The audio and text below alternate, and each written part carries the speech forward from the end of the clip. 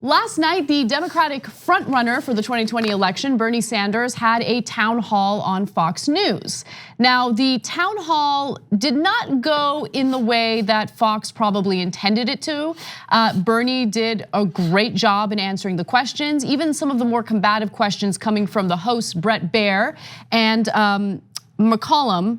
What was her first name again? Martha. Yeah, Martha MacCallum. Shows how much I watch Fox News.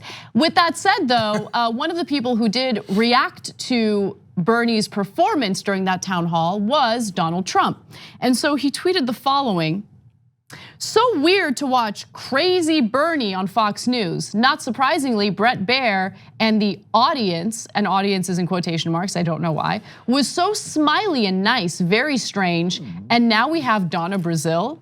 Okay, so one real quick aside note, David Pakman noticed something about that tweet that I thought was a good catch, and he tweeted about it. He says, "Interesting to refer to Fox News as we, but as we know, Donald Trump and Fox News have a very good relationship with one another. Fox is very complimentary in their coverage of Trump, but Trump's tweet about Bernie's performance, in my opinion, shows that he might be a little worried, and there's good reason for that. So we're gonna show you some examples.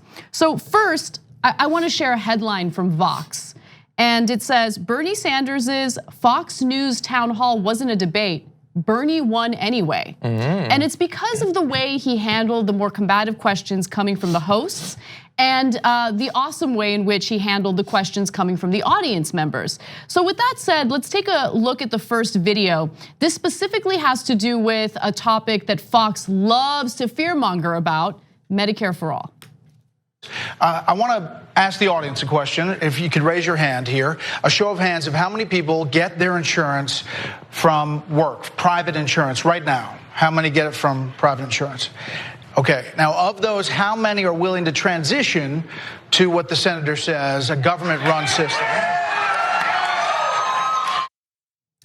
So it's clear that there were some Bernie fans in the audience. In fact, Vox writes about that as well, saying it's apparent that Fox didn't stack the town hall with conservatives or people who hated Bernie Sanders. The next line makes me laugh a little bit. While the first questioner was a student organizer with the conservative youth organization, hate organization, Turning Point USA. Not a youth organization either. Yeah, the second was a progressive organizer who'd campaigned for Hillary Clinton. Yeah. So I don't know if those are, the demographics that are usually friendly to Bernie, but I will say that it appeared there were some supporters in the audience, which was great.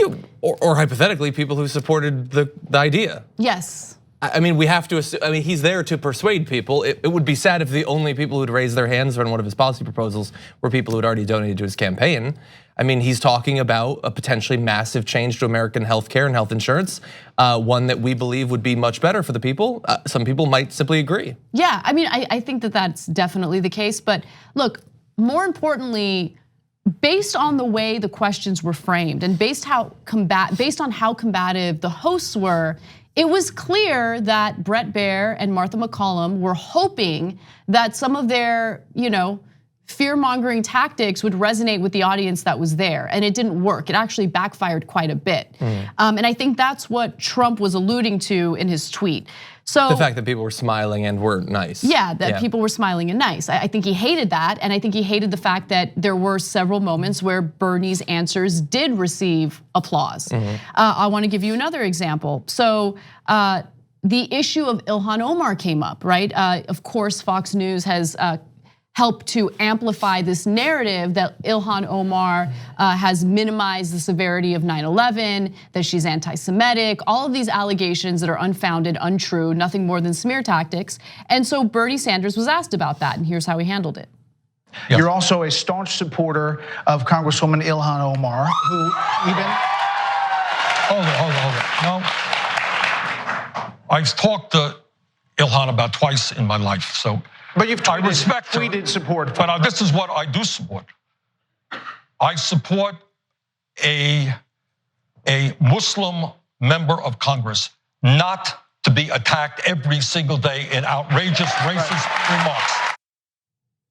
That was strong. Yeah. And his answer was great, but more importantly, the reaction from the audience as soon as Representative Ilhan Omar's name was mentioned on Fox News. Yeah, and do you think the way that it wasn't even really a question, it was just you are a staunch defender of Ilhan Omar, do you believe that was intended to harm him? I mean, obviously we don't think that that's an insult or anything like that. Yeah. But yeah. Of course I think that was intended to harm him. And I say that because, first of all, he said that Bernie Sanders is a staunch supporter, making it appear that they have this close relationship. And so I appreciate that Bernie clarified it, and he's like, yeah, in essence, I support her, but I've had 2 conversations with her. I was actually surprised to find out they've only talked twice. Me too, to be honest. It makes me wonder how much any of them are talking to each other.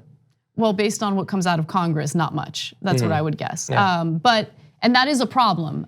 But at the same time, I'm honestly impressed by the reaction from the audience, because based on what we've seen online and based on how successful the right wing is in spreading a hateful message in solidarity, I really thought that unfortunately these smears were sticking. And look, it's one audience. I think that it's anecdotal and you can't really draw a real conclusion about what the American people overall think about the Ilhan Omar story. But more importantly, to see an audience applaud Representative Omar on this channel that has consistently helped in the efforts to smear her was amazing. Including last night, after the town hall, actually.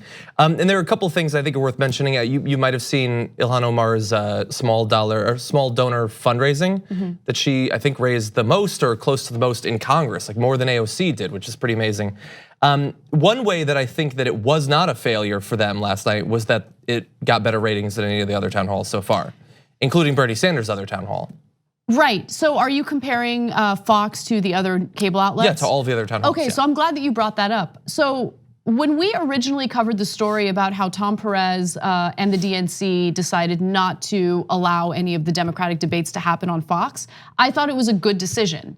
I thought that it was a terrible idea to do anything on Fox because we all know what Fox is about. And more importantly, I was concerned that they would use the opportunity, the hosts would use it as an opportunity to further their talking points or their smears against the candidates. But then I looked at the actual numbers, right? What is the viewership for town halls on debates on CNN versus Fox? And Fox has a far bigger audience. And so I think for someone like Bernie Sanders, who has this incredible ability to talk to the other side and get them to understand his perspective in a non-combative way, makes him a perfect fit for that audience, right? So I'm not saying they're all gonna like him. I'm not saying most of them are gonna like him, but I do think he has this ability to break through that's difficult for other candidates. Yeah, I don't know how many others I would expect that would fare as well. Although it's interesting that last night I think at the end we were predicting that others would try now after that went so well for Bernie. And indeed, I forget exactly which, I think Inslee, Buttigieg, and I think one other are saying that they're expressing interest in possibly having their own Fox town hall. But again, I still don't think it's a bad idea for the DNC to not have Fox News conduct one of the actual mandatory sort of debates. If people want to go on there, then sure. Yeah, I think I mostly agree with you.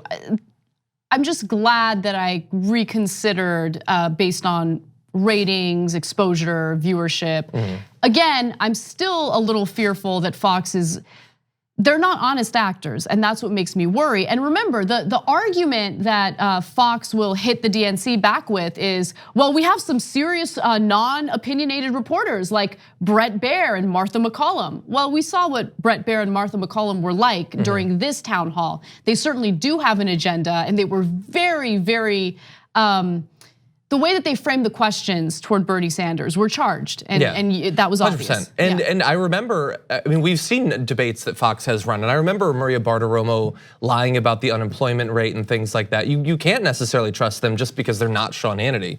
They still have a perspective. They're still advancing the corporations, the Fox News Corporation's sort of mission. So I want to show you one more video, and this has to do with the recent disclosure of Bernie Sanders' taxes, a story that we will get into in depth later in the show, and the fact that he had made a significant amount of money through writing a book. Take a look. Back on the taxes briefly, when you wrote the book and you made the money, isn't that the definition of capitalism, the American dream? No. I mean, what we want is a country where everybody has opportunity. I have a college degree. Like, I'm a United States Senator. But a lot of people don't have a college degree. A lot of people are not United States Senators. I want everybody in this country to be able to have healthcare, to have education, to when they turn on the water, have drinkable water, not toxic water. So what we are fighting for, Bret, is a society not where just a few people can make a whole lot of money, but a society where everybody in this country has the opportunity to live in security and dignity.